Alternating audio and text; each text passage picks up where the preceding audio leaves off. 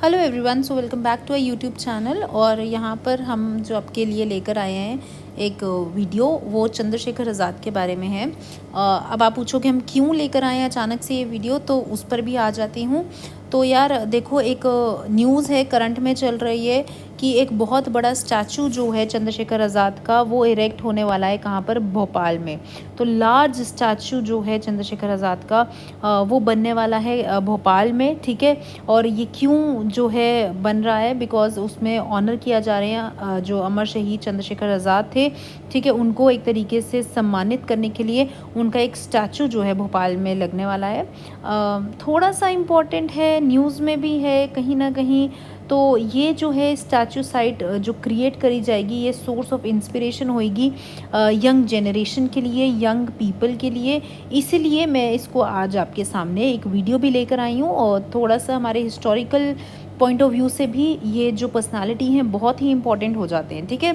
सो बढ़ते हैं इनके बारे में कुछ चीज़ें जानते हैं। सबसे पहले तो ये जो हमारे न्यूज़ था, इसमें क्या बातें बोली गई कि जो अनुराग ठाकुर हैं, जो कि यूनियन मिनिस्टर हैं इंफॉर्मेशन, ब्रॉडकास्टिंग और स्पोर्ट्स के और यूथ अफेयर्स के, उन्होंने इस प्रोग्राम के बारे में बोला, ठीक है। और ये न्यू दिल्ली में जो है इन्होंने बात करी। इन्होंने ही ऐड किया कि कोई भी चैलेंज जो है वो इंडियन यूथ के लिए ज़्यादा बड़ा नहीं होता है, और अगले 25 सालों में उन्होंने बोला कि यूथ को एक नई उड़ान दी जाएगी, ताकि वो जो एक स्टेटस ऑफ विश्व गुरु एंड वर्क जो है, एक उस स्टेटस के हिसाब से चले और एक इंडिपेंडेंट इंडिया क्रिएट कर सके, ठीक है। और यही बातें जो हैं इन्होंने बोली गई, और इसी को मद्देनज़र रखते हुए एक स्टैचू जो है चंद्रशेखर आज़ाद का, वो खड़ा करने की बात हो रही है भोपाल में, ठीक है। तो अगर हम बायोग्राफी की बात करें चंद्रशेखर आज़ाद के बारे में, उनके बारे में कुछ चीज़ें हम जानेंगे। सबसे पहली बात तो है यही है कि वो एक इम्पॉर्टेंट फ्रीडम फाइटर थे, ठीक है। और इन्होंने बहुत ही क्रूशियल रोल प्ले किया है इंडियन स्ट्रगल फॉर इंडिपेंडेंस में, ठीक है। चंद्रशेखर आज़ाद का जन्म कब हुआ था? सबसे पहले तो इनका जन्म हुआ था 1906 में। और कहाँ पर हुआ था? मध्य प्रदेश में हुआ था। एग्जैक्ट कौन सा डिस्ट्रिक्ट पड़ता है? अलीराजपुर डिस्ट्रिक्ट में इनका जन्म हुआ था, भावड़ा, ठीक है। यहाँ पर इनका जन्म हुआ था। तो 1906 में जन्म हुआ था। और ये मतलब इनके जो पिता का नाम था वो था शेखर तिवारी, और जागरनी देवी जो थी इनकी मदर का नाम था। भावड़ा उस टाइम पर सेंट्रल इंडिया का पार्ट था, ठीक है। और उस टाइम पर वो ब्रिटिश इंडिया का पार्ट था। जो चंद्रशेखर आज़ाद थे उनको बनारस भेजा गया था पढ़ाई करने के लिए। और कौन सी इंस्टीट्यूट या कौन सी आप स्कूल में वो गए थे, तो काशी विद्यापीठ में उन्होंने पढ़ाई करी थी। जब वो 15 साल के थे तो उन्होंने नॉन कोऑपरेशन मूवमेंट को भी ज्वाइन किया था, जो कि 1920 में किसने लेड किया था? गांधी जी ने, महात्मा गांधी ने इसको लेड किया था, ठीक है।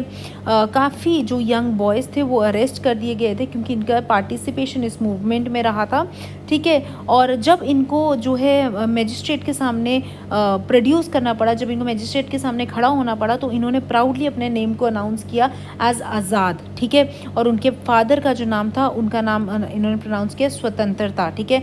और उनके अपने प्लेस, उन्होंने जब उनसे पूछा कि आप रहते कहाँ हो, तो उन्होंने बहुत ही प्राउडली बोला जेल में, ठीक है। ये तभी की बात है, तब से इनका जो नाम के आगे आज़ाद है वो स्टक हो गया हुआ है, ठीक है। तो यहाँ पर हम ये देखते हैं कि जब उनको जो है कोर्ट में पेश किया गया और उनसे पूछा गया कि आपका नाम क्या है, तो उन्होंने एकदम से अनाउंस किया मेरा नाम है आज़ाद। और उनसे उनके माता पिता का नाम पूछा तो स्वतंत्रता उन्होंने बोला। और जब उनसे पूछा कि तुम रहते कहाँ पर हो, तो उन्होंने बोला जेल में। और बस तभी से इनके नाम के आगे आज़ाद जो है, चंद्रशेखर आज़ाद जिनको हम पूरा नाम बोलते हैं, वो स्टक हो गया है, ठीक है। उसके बाद में थोड़ा सा और के बारे में बात करूं, तो जो चंद्रशेखर आज़ाद थे वो डिसअपॉइंटेड थे जब गांधी जी ने नॉन कोऑपरेशन मूवमेंट को विड्रॉ किया था। तो non cooperation movement Gandhi ji ने स्टार्ट की थी, 1920 में स्टार्ट किया था। और इस मूवमेंट के चलते बेसिकली जो नॉन कोऑपरेशन मूवमेंट था वो खिलाफत मूवमेंट का ही मतलब उसके आगे ही जो है शुरू हुआ था, और खिलाफत मूवमेंट ही इसका बेस था, नॉन कोऑपरेशन मूवमेंट का। और यहाँ पर गांधी जी ने ऐलान किया था कि हम ब्रिटिशर्स के साथ कोऑपरेट नहीं करेंगे किसी भी तरीके से। हर चीज़ उन्होंने मना कर दी थी कि हम उनका कोई भी चीज़ यूज़ नहीं करेंगे, किसी भी तरीके का उनके साथ कोऑपरेशन नहीं दिखाएंगे। लेकिन एक चौरी चौरा इंसिडेंट हुआ था, ठीक है। चौरी चौरा इंसिडेंट के बाद जहाँ पर 22 पुलिसमैन जो हैं वो मारे गए थे, उनकी डेथ हो गई थी। और ये जो लोग थे, जनता थी, इन्होंने एक पुलिस स्टेशन में आग लगा के 22 पुलिसमैन की वहीं पर हत्या हो गई थी। इसी इंसिडेंट के बाद, चौरी चौरा इंसिडेंट के बाद ही गांधी जी ने इस मूवमेंट को वहीं के वहीं रोक दिया गया था। और आज़ाद जो थे, ये देखो, ये ना एक्सट्रीमिस्ट लीडर थे, ठीक है, एग्रेसिव अप्रोच रखने वाले लीडर्स थे। ऑल्दो ये गांधी जी को बहुत फॉलो करते थे, लेकिन गांधी जी के इस फैसले से काफ़ी ज़्यादा लीडर्स जो थे वो निराश हुए थे, और उसमें से चंद्रशेखर आज़ाद का भी एक नाम है जो काफ़ी निराश हुए थे जब गांधी जी ने इस मूवमेंट से विड्रॉ कर दिया था। गांधी जी का खुद मानना था कि अगर ये नॉन कॉपरेशन मूवमेंट जो है अगर कॉन्टीन्यूटी में कुछ साल तक रहती है तो आज़ादी दूर नहीं है, ठीक है।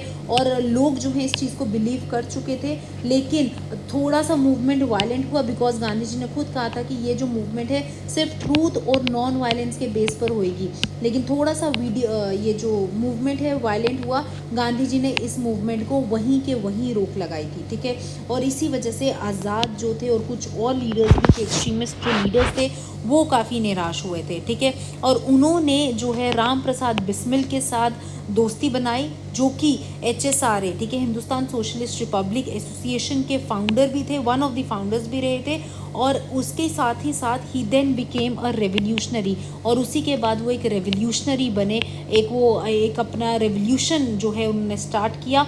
और HRA की जो भी एक्टिविटीज़ थी, उनके फंड्स जो हैं वो कलेक्ट करने लगे हिंदुस्तान रिपब्लिक एसोसिएशन, जिसके भगत सिंह भी जो थे वो एक एसोसिएटेड थे इसके साथ। और उसी के साथ मिलकर ये रेवोल्यूशनरी एक्टिविटीज़ में बॉम्ब और मतलब काकोरी कॉन्स्पिरेसी का केस हुआ था, जैसे कि यहाँ पे लिखा भी हुआ है, काकोरी कॉन्स्पिरेसी का जो केस हुआ था उसमें भी 1925 में आज़ाद का इन्वॉल्वमेंट हमें देखने को मिला था, जहाँ पर एक ट्रेन को लूटा गया था। जब वो ट्रेन जो है ब्रिटिश सेना की जो ट्रेन थी वो कुछ वेपन्स लेकर जा रही थी, और उस ट्रेन को जो है लूटा गया था, और वही काकोरी के लिए वो ट्रेन जा रही थी। और यहाँ पर आज़ाद जो थे इस कॉन्स्पिरेसी में भी इन्वॉल्व थे, ठीक है। उसके बाद मैं बात करूँ तो बिस्मिल और अशफाकुल्ला खान जो थे उनको गवर्नमेंट ने कैप्चर कर दिया, और later on they were hanged. लेकिन आज़ाद जो थे वो भाग गए और जो है वहाँ से निकल आए थे, ठीक है।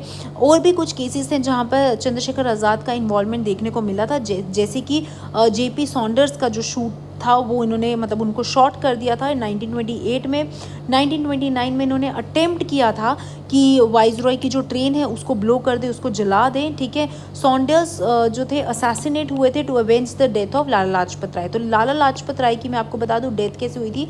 साइमन कमीशन जो है उसमें इन्होंने उस टाइम पे 1928 की बात है जब साइमन कमीशन अराइव हुआ था इंडिया में, और लाला लाजपत राय जो है प्रोटेस्ट कर रहे थे पंजाब में, लाठी चार्ज में इनकी डेथ हुई थी, ठीक है। और यहाँ पर जो है इन्हीं की डेथ का बदला लिया गया।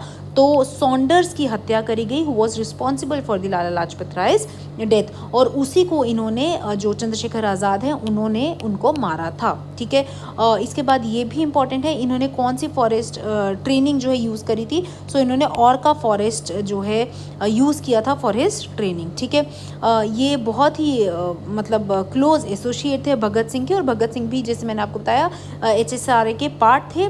और उसी के साथ साथ राजगुरु और बाकी के कुछ लोग जो थे उन्होंने बेसिकली पहले ये हिंदुस्तान रिपब्लिक एसोसिएशन था, इसके बाद जाके ये बना था हिंदुस्तान सोशलिस्ट रिपब्लिक एसोसिएशन, ठीक है। तो उन्होंने ही इसको ट्रांसफॉर्म किया था सोशलिस्ट रिपब्लिक एसोसिएशन में, ठीक है। देखो इनकी जो डेथ हुई थी ये कहाँ पर हुई थी, इलाहाबाद में हुई थी। इनका बर्थ कहाँ पर हुआ था, बर्थ हमने देखा इनका आपका ये मध्य प्रदेश, ठीक है, भावड़ा डिस्ट्रिक्ट में इनका बर्थ हुआ था। डेथ इनका इलाहाबाद में हुआ था, अल्फ्रेड पार्क में इनकी डेथ हुई थी। यहाँ पर बेसिकली किसी ने जो है कंस्पायर किया था इनके खिलाफ, और इनकी जो इन्फॉर्मेशन है वो दे दी थी कि ये इस पार्क में इस टाइम पे हैं। जैसे ही इनको सराउंड कर लिया गया पूरे पार्क को, इन्होंने खुद ही अपने आप को गोली मार दी और इनकी खुद ही वहीं पर हत्या हो गई। तो फ्रीडम स्ट्रगल के लिए लड़ रहे थे, इन्होंने काफ़ी ज़्यादा रेवोल्यूशनरी एक्टिविटीज़ में इन्वॉल्वमेंट देखने को मिला था, और यहाँ पर लड़ते लड़ते ही मैं बोलूँगी इनकी जो है शहीद हो गए थे ये। इन्होंने खुद अपने आप को शॉट कर दिया था। इन्होंने बोला था इनके पास जाने से अच्छा, ब्रिटिशर्स के हाथों मरने से अच्छा, अंग्रेज़ों के हाथों मरने से अच्छा मैं खुद अपनी जान देने को ये वहीं पर जो है तैयार रहेंगे, ठीक है। सो इम्पॉर्टेंट है ये चीज़ भी। उसके बाद पुलिस ने, मैं आपको बता दूँ, पुलिस ने इनकी बॉडी को क्रीमेट कर दिया, उधर ही जला दिया था। बेसिकली पूरे रीति रिवाज से उन्होंने क्रीमेट किया था, लेकिन पब्लिक को नहीं बताया था था, बिकॉज पब्लिक का एक रैपिड वायलेंट रिएक्शन आता तो पब्लिक को बिना बताए इन्होंने इनकी बॉडी को क्रीमेट कर दिया गया था। लेकिन जैसे ही लोगों को पता चला इस इंसिडेंट के बारे में, बहुत बड़ा प्रोटेस्ट जो है वो देखने को मिला था। ठीक है, चंद्रशेखर आज़ाद एक ट्रू हीरो थे। ठीक है, और इन्होंने अपनी लाइफ को सैक्रिफाइस किया नेशन के लिए, देश के लिए।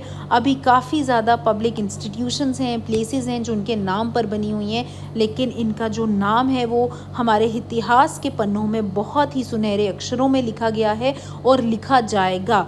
काफ़ी ज़्यादा जो रेवोल्यूशनरी एक्टिविटीज़ की, हमारे देश की आज़ादी के लिए की, और इनके नाम जो है एंड तक लोगों तक पहुंचाया जाएगा। ठीक है, उसके बाद मैं बात करूं, इन्होंने कुछ स्लोगन्स भी दिए थे चंद्रशेखर आज़ाद ने, तो उसमें से दो बहुत ही फेमस स्लोगन्स थे, ये भी मैंने यहाँ पे प्लेस किए हैं, आप देख सकते हो। तो दुश्मन की गोलियों का हम सामना करेंगे, आज़ाद ही रहे हैं, आज़ाद ही रहेंगे। ठीक है, तो यहाँ पर इसका मतलब है कि हम जो हैं लोग दुश्मनों की गोलियों का सामना करेंगे और आज़ाद ही रहे हैं। ठीक है, हमेशा आज़ाद ही रहेंगे, और इंडिपेंडेंस की मांग करी थी, एंड तक स्वराज की ही मांग कर रहे थे ये। ठीक है, वो दूसरा इन्होंने स्लोगन दिया था, if yet your blood does not rage, अगर अभी तक तुम्हारा खून नहीं खोला है, then it is water that flows in your veins, तो तुम्हारी नसों में पानी दौड़ रहा है, खून नहीं दौड़ रहा है। ठीक है, for what is the flush of your youth, तुम्हारी जवानी का तुम्हारा खून कैसा है, जो कि अपनी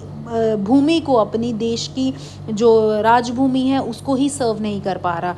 यही बातें जो हैं चंद्रशेखर आज़ाद ने अपने स्लोगन्स में कही थी। ठीक है, तो ये चीज़ें आपको पता होनी चाहिए, और ये चीज़ें बहुत ही इसके अच्छे नोट पर हम आज चंद्रशेखर आज़ाद के बारे में एक अच्छी सी बातें हमने पढ़ी, और अच्छे नोट पे हम इसको ख़त्म करते हैं। Thank you so much. अगर आपको ये वीडियो अच्छा लगा, please like, share, subscribe to our YouTube channel. Thank you.